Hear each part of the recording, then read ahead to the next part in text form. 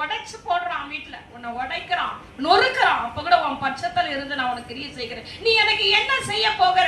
இன்னும் உனக்கு நான் என்ன செய்யணும்னு ஆவியானவர் மனவாட்டி திருச்சபையை உன்னை பார்த்து ஆண்டவர் கேட்கிறார்.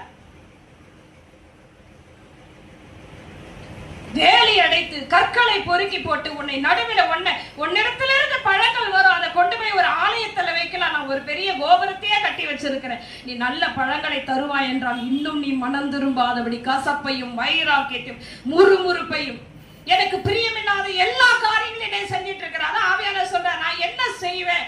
4 வசனத்துல சொல்றார், நான் என் திராட்சை தோட்டத்திற்காக செய்யாத எந்த வேலை அதற்கு செய்வேன். 13 வசனத்துல சொல்றார், என் ஜனங்கள் அறிவில்லாமையால் சிறைப்பட்டு போகிறார். ஜெபம் பண்ணு, தேவ சமூகத்துல காத்திரு.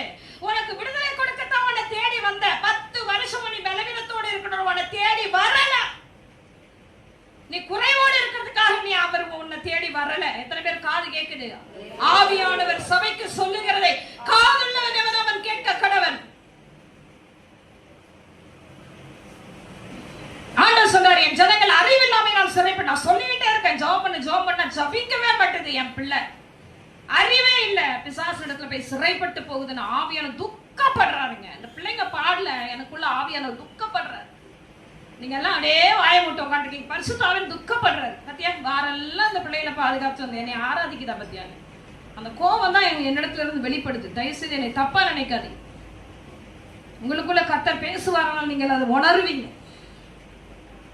இந்த ஒரு தாய்க்கு அந்த சங்கீத தியானம் போயிருக்குது, விடுதலை ஆயிருக்குன்னா பாத்துங்க. அப்ப அவங்க ஆவியில விழித்திருக்கிறபடினா அந்த வார்த்தை உள்ள போய் கிரியை செய்கிறது. நான் வசனத்தை அனுப்பி குணமாக்கி அழிவுக்கு தப்பு வைப்பேன் என்று சொன்னார். பலவீனத்தோடு வந்தேன், பலவீனத்தோடு வந்தேன், பலனடைந்தேன். அதுதான் ஆவியானுடைய கிரியைகள். பாராபட்சம் பார்க்கிறவர் அல்ல, எல்லாருக்குமே ஆண்டவர் அப்படி செய்கிறவர் தான். எத்தனை பேர் ஆமென் சொல்றீங்க?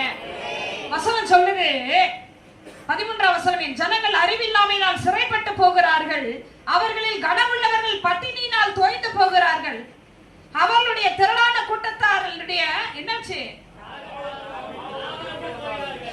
சொல்ற, நீ கனமுள்ள பாத்திரம். பக்கத்துல கைப்பிடி சொல்ல, நீங்க கனமுள்ள பாத்திரம், நீங்க கனமான பாத்திரம், ஆண்டவருடைய கரத்துல நீங்க கனமான பாத்திரம்.